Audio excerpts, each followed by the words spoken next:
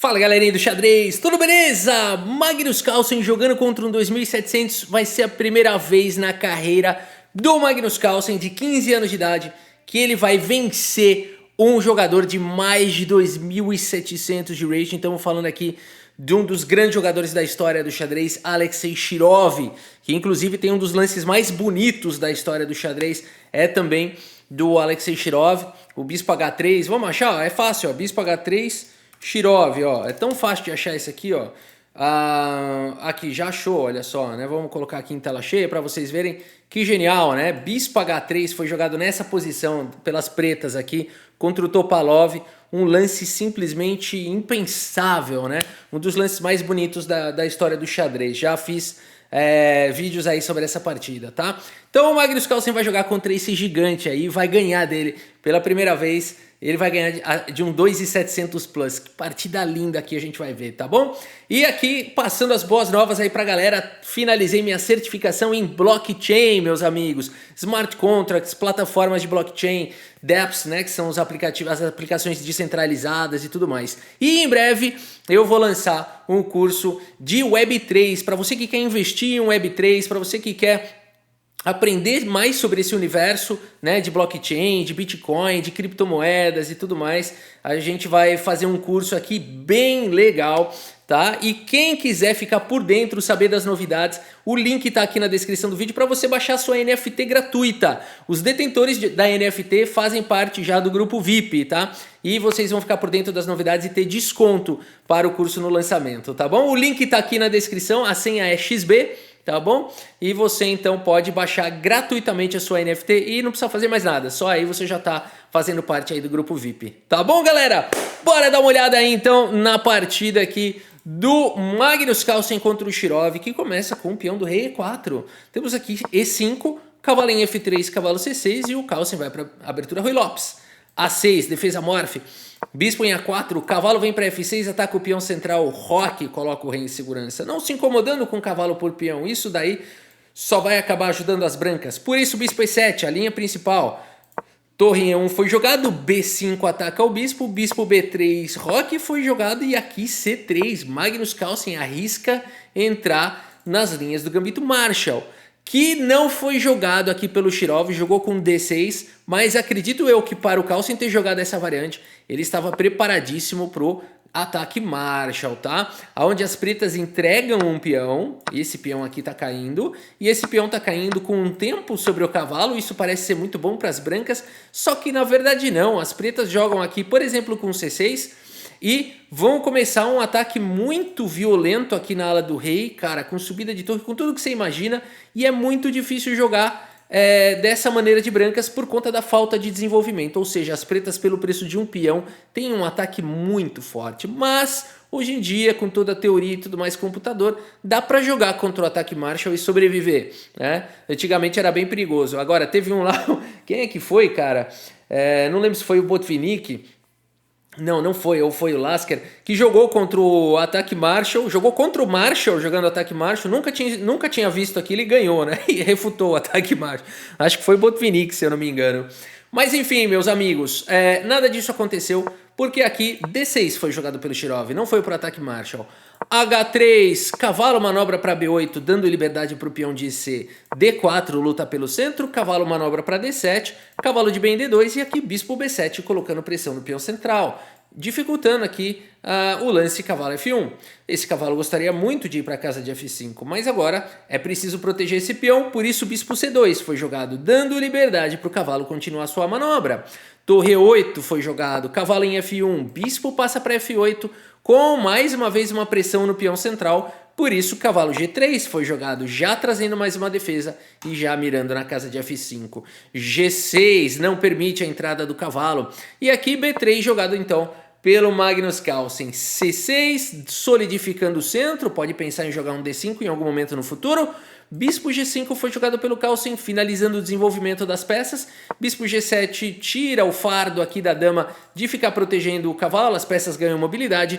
E dama D2 foi jogado, e dama C7 foi jogado. Podemos dizer que aqui todo mundo terminou a abertura? Lance 17, as torres estão conectadas, todo mundo já protegeu o rei, já tirou as peças das casas iniciais. Podemos dizer que aqui começa o meio jogo. Carlsen segue com A4. Temos aqui D5, essa foi a ideia de C6, D5 existe essa tensão toda aqui no centro. D por E5 foi jogado, cavalo por E5, temos cavalo por E5, dama por E5 e aqui bispo em F4.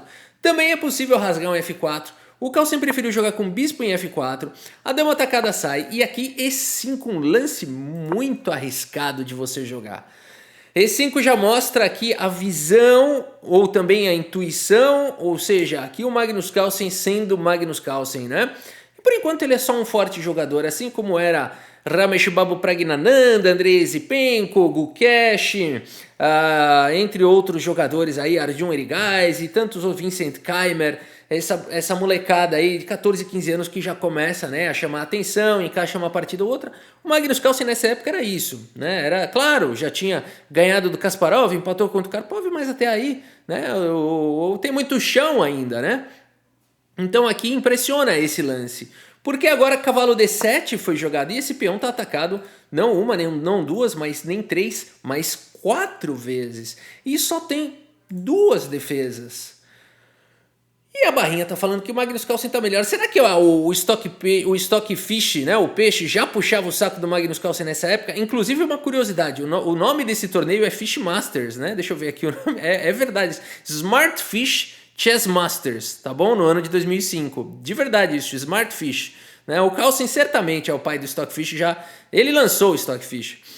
A partida seguiu com bispo H6, meus amigos, tirando a única proteção que esse peão, né, uma das únicas proteções do peão, mas dando a casa de F4 para o peão. Mas você pode falar, Rafa, mas aí não dá tempo, é só tomar o peão.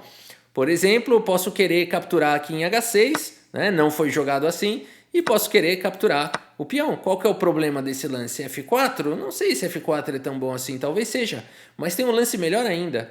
Cavalo H5, sempre, Lady Davi Leandro, ameaçando checkmate, tirando a casa de F6, good game, aqui acabou, teria que tomar, mas aí estaria vindo bispo por H7 com cheque, bispo por G6 com cheque, e aqui torre por E5, dama H7 não bom, aqui tem que jogar esse aqui, ó, torre por E5, desviando a dama da defesa do peão de F7, para jogar dama H7, seguido de dama por F7 mate, e se a dama capturar o bispo, poderia seguir aqui com torre G5, que bela sequência.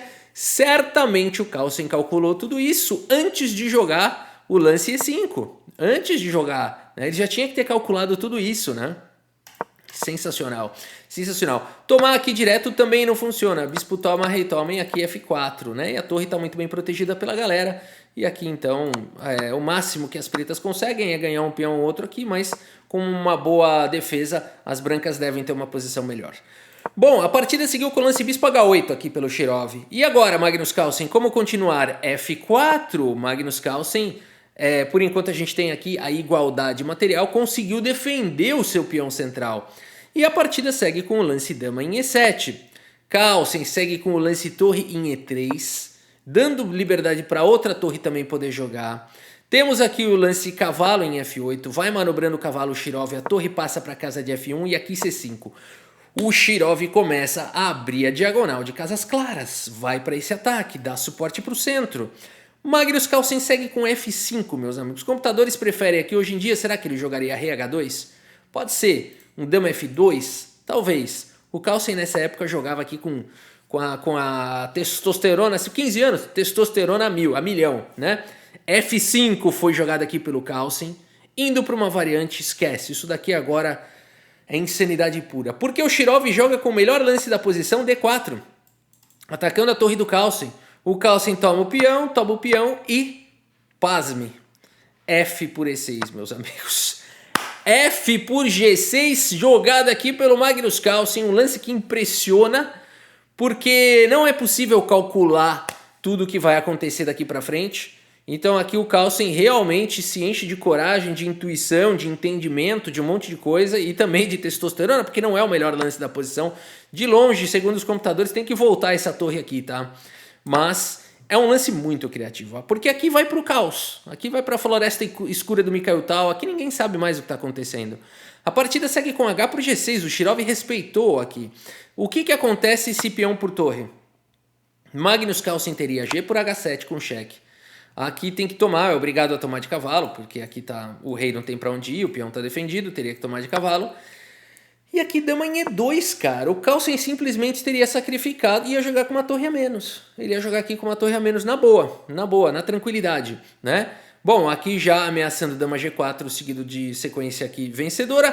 Por isso, dama por E5 poderia dar reforço para casa de G7, dama G4, bispo G7, bispo por cavalo, uma possível linha. Seguiria dessa maneira, com torre por F7, atacando uma galera. Torre E2 poderia ser jogada aqui para complicar tudo, né? E essa seria a melhor defesa das pretas. Na verdade, poderia ter sido jogada dessa maneira, mas como a gente vê aqui, uma variante extremamente ardida. Você fala, cara, será que o Carlsen calculou tudo isso? Certamente não, né? Certamente ele não calculou nesse nível de profundidade, mas como a gente vê aqui, dá para jogar dessa maneira, né? Uma torre a menos ainda aqui, e aqui sim, dá para conseguir um cheque perpétuo, né? Então, as pretas poderiam ter jogado o lance peão por torre. Não perde, mas vai para o caos infinito, né? Teria que achar todos esses recursos. É mais fácil jogar de brancas aqui. Shirov prefere tomar o peão. Excelente lance. E o Carlsen aqui, mais uma vez, o computador manda voltar. Ou torre E2.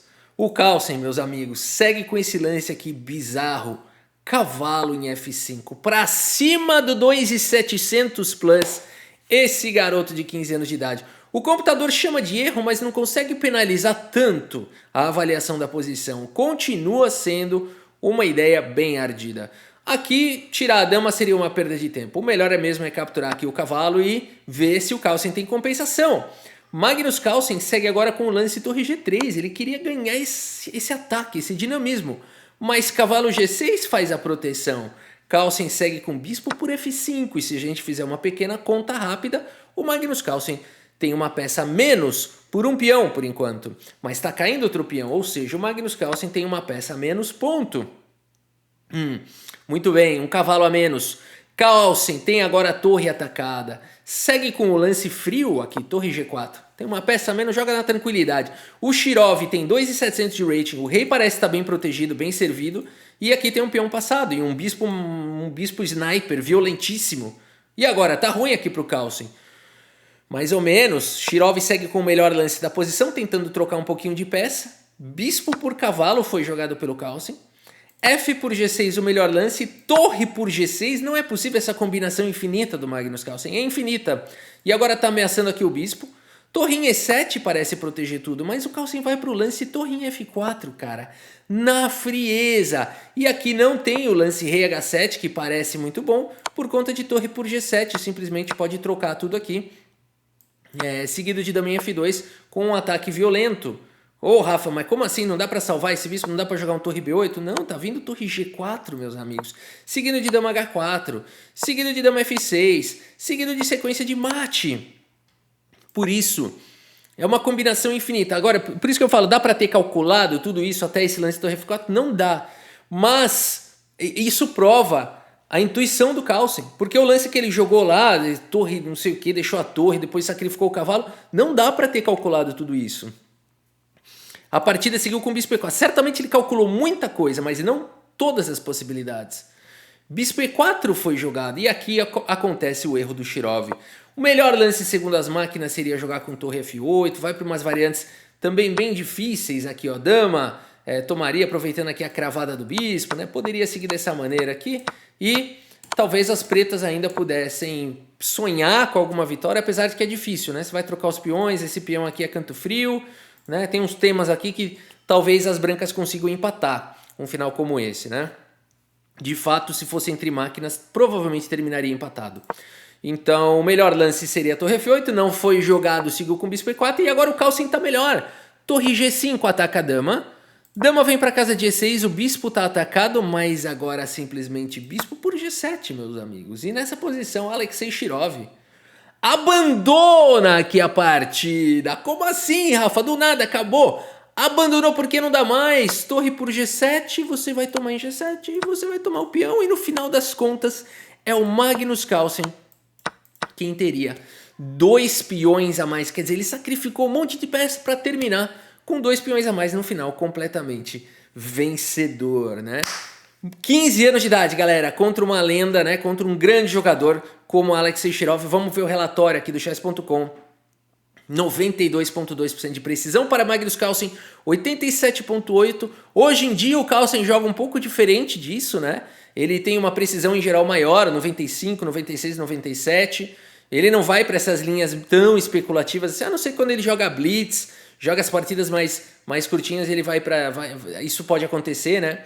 Mas nas clássicas a gente teria visto já um Carlsen um pouco mais maduro, né? Vai para um finalzinho, tenta ganhar uma pequena vantagem no finalzinho e tal. Mas é muito interessante observar o Magnus Carlsen mais jovem. E o próprio Carlsen, quando foi perguntado para ele quem ele considerava o melhor da história, certa vez ele falou que era ele mesmo, né? Quando era mais jovem. Ele falou, não, o melhor da história sou eu mesmo quando eu era mais jovem. Tá bom, meus amigos, por hoje é isso. Espero que vocês tenham gostado aqui dessa partida e do vídeo. Muito obrigado pela sua audiência, um grande abraço para todos vocês e até a próxima. Valeu! Opa, o que aconteceu? Você tá indo aí? Tá xereta, hein? Tchau, valeu, galera, abraço!